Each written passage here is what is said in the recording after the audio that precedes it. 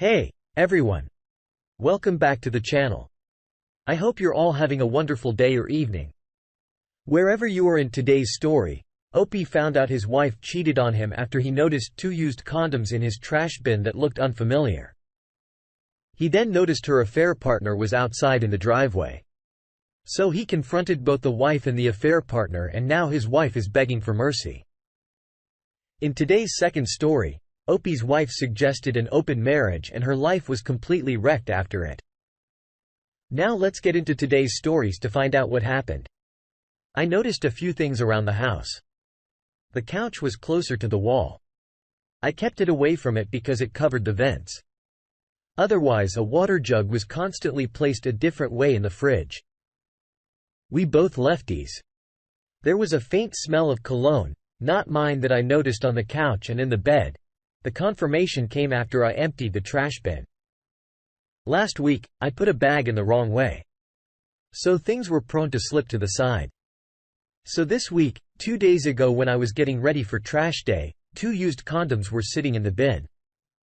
I checked my nightstand and to my surprise, I found the notorious black Trojan Magnum box sitting at the back of a drawer along with 2 other empty boxes of assorted condoms. I've never bought Magnums in my life. Finally, I left the house to run errands yesterday, and halfway to the first and farthest location I realized I left my phone at home and decided to head back as I'm useless without shopping lists and reminders. As I reach my driveway, I noticed a Porsche sitting in it on a hunch. I parked 2 houses down and remotely opened my garage door and closed it as I would any other day. I waited a few seconds and a man of comparable age to my own jumped out from my backyard, shirt in hand, got into his vehicle and sped off. I entered my house to find my wife curled up in her recliner with her face in her hands. I told her that I saw her friend and was going to ask what all was going on. But upon walking towards her, I smelled the dreaded cologne. I spent the night in my car parked in a free parking garage. We haven't spoken since. She seemed happy. I'll reluctantly admit to noticing no change in her behavior aside from being too tired for sex and not being all that interested in cuddling or doing much else in the realm of physical touch with me. At least we last tried before Valentine's Day this year. But her tiredness began long before that. I want to think I did my best, washed dishes, did my own laundry, helped with hers, co-trash, mopped, swept, spent time with her away from electronics, either reading or watching shows without being on my phone. I won't go on because of redundancy. I'm lost and confused. I'm not a saint, but I don't talk to other females aside from at work or simple hi to a cashier or coworker. I stopped looking at porn long before we got married, among other things, to show her respect. I'd like to know what I did wrong that threw her into the arms of another. But also, I'm probably not in the best place to talk to her, yet worse comes to worst, we get divorced and I start again or something. That's probably the only scenario I believe in forgiveness, but I also don't forget. Thank you for reading update. I'd like to take a moment and say thank you to the kind souls out here. You hear about it, know someone who goes through it, and you don't think twice until it happens to you. I want to say that I'll be me in no time, but it will take time for the moment. I am consulting with a lawyer. I'm not wishing to drag this out. The house is a rental. I'll deal with the lease as well through friends. I've gotten 2 suitcases worth of clothes out of the house. My electronics are with me and our bank account is just hers with enough money for the week. Streaming passwords have been changed and I found a room with our church pastor. It will be a long road. I'm repeating the phrase, "It's not your fault," as many times in my head as I can. It seems to help. I might move back home or maybe just start somewhere else. I have some marketable skills and certifications. So hopefully that comes in handy. Well, here are my thoughts on the situation. Cheaters usually try to control the narrative by giving their version of the story before yours. You need to anticipate she will and tell all the facts to families and shared friends. You need to drop your atomic bomb first, so to speak, to clarify to everybody once and for all and in no uncertain terms. Who's the You did nothing wrong in long-term relationships. It's normal to have periods when one may feel bored, stuck in a routine, overwhelmed by work or whatever. Mature adults, however, discuss any issue with their partners, see if they're fixable, and then leave the relationship if no viable solution can be found. Cheaters, on the other hand, are people with colossal character flaws.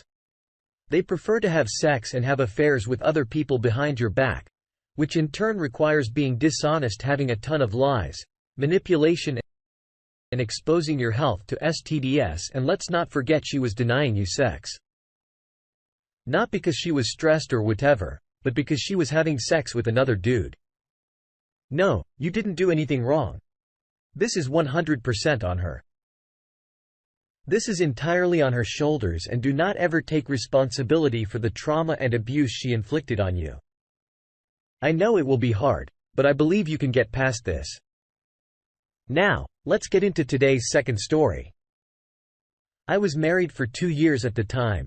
My wife was a serious TikTok junkie who sent me at least 20 a day. We were both in our early 20s.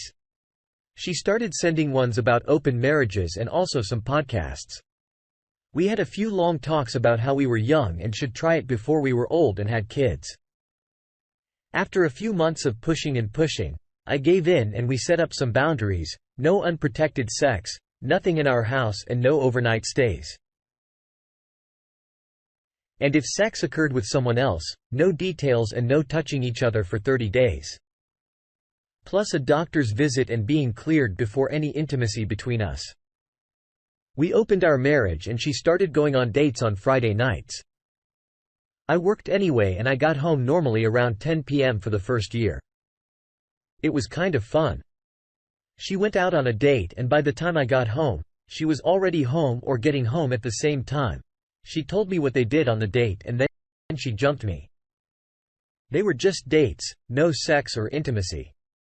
During this first year, I myself went on 3 dates and each one went the exact same way. They found out I was married and it was not what they were looking for.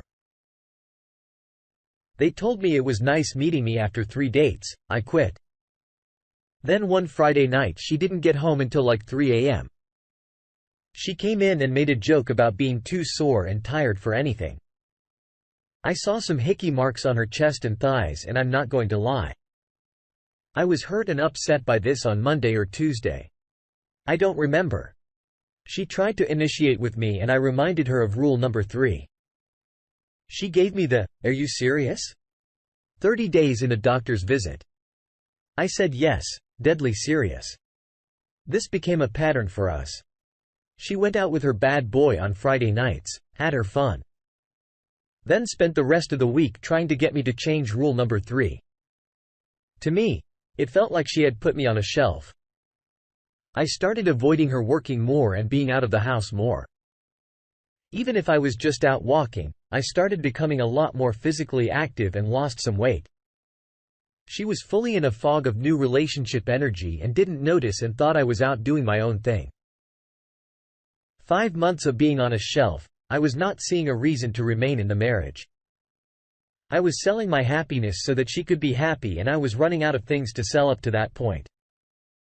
She had not broken any boundaries, and every time I brought up that she should maybe step back from him, she always said that I was overreacting or blowing it way out of proportion and that it was just some fun.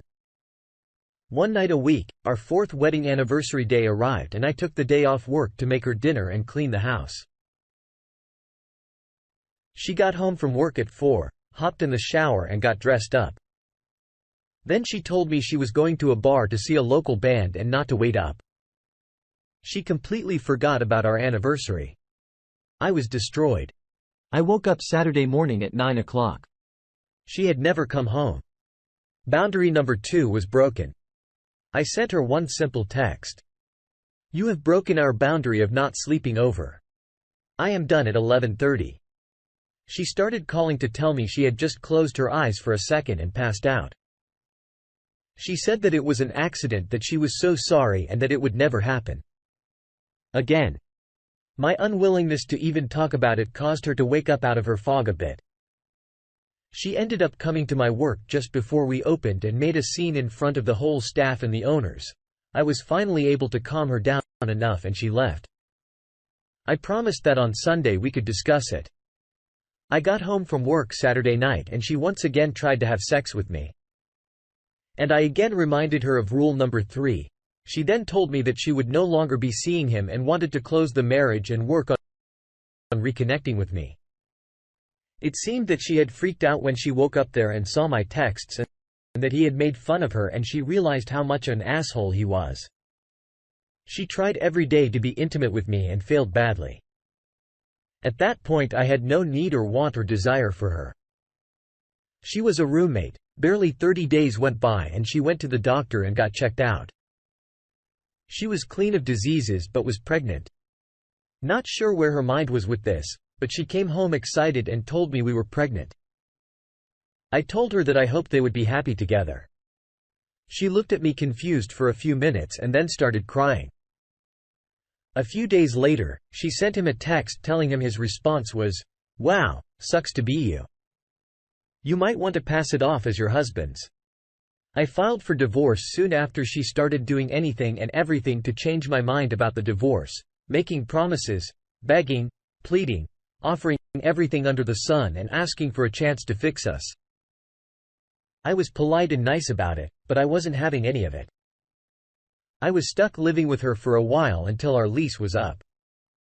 We fell into a new pattern. She tried to be intimate with me. I turned her down. She got upset. I went for a run. My resentment of her was growing just like her baby bump. 3 weeks ago, she came into my room to talk. She brought home pizza for dinner and started talking about how it being pregnant. She was super horny all the time and she tried yet again to have sex with me. I at that point was running out of politeness. I told her sorry, I'm not into fat chicks. Maybe hit Tinder. I'm sure someone on there would be down for it. She left my room crying also. We had our first divorce hearing and the judge slapped 6 weeks of marriage counseling on us. Court ordered we went to 2 sessions, kind of a meet and greet thing, talking to us separately to get our stories. I guess I just wanted it to be over so we can move on with our lives. Last Sunday was my birthday. On the Friday before it, she asked me to spend my birthday with her to celebrate it. I declined her invitation. She kept pushing the subject and I snapped. I told her that I didn't want to waste special occasions on her anymore. The last one was our 4th anniversary, in which she went out to get knocked up by some pothead loser. I left her crying in the kitchen, headed to work and told her I would see her on Monday for our court-ordered waste of time. Monday morning. I was at marriage counseling. She never showed. I called her nothing. I called her friends. Nothing. I called her parents and I found out she got arrested Sunday morning for DUI and endangerment and that they were on the way. I offered our house for them to stay at. I had a couch at a friend's house. My lawyer went to the judge and expedited things. My divorce finalized this past Friday yesterday. I helped them pack some of her stuff and today I'm going to help them load a U-Haul. They rented, she gets released tomorrow and they're taking her back home with them. She wants to see me, but I feel that will just be worse for the both of us. We both need to move on. Wow. I'm sorry, you had to go through that. Open relationships typically don't work. Open marriages in particular. She wanted to have her fun and have you for stability and the backup plan. What perplexes me is the audacity of her expecting you to care for a child that's not biologically yours, as if that detail shouldn't matter. And that your marriage should just go back to how things were before, as if her actions had no impact or would have no consequences. Don't sign the birth certificate until DNA conclusively marks you as the parent. You should have started talking about a divorce the moment open marriage was discussed. If you're not into that, it's just sentencing the marriage to a slow death sentence. Also, in general, wives will have many more options in an open marriage. It's clear she doesn't love you, but she was afraid of being alone. It's time for you to move on to bigger and better things. I wish you luck, Opie. Thanks for taking the time to listen to today's stories.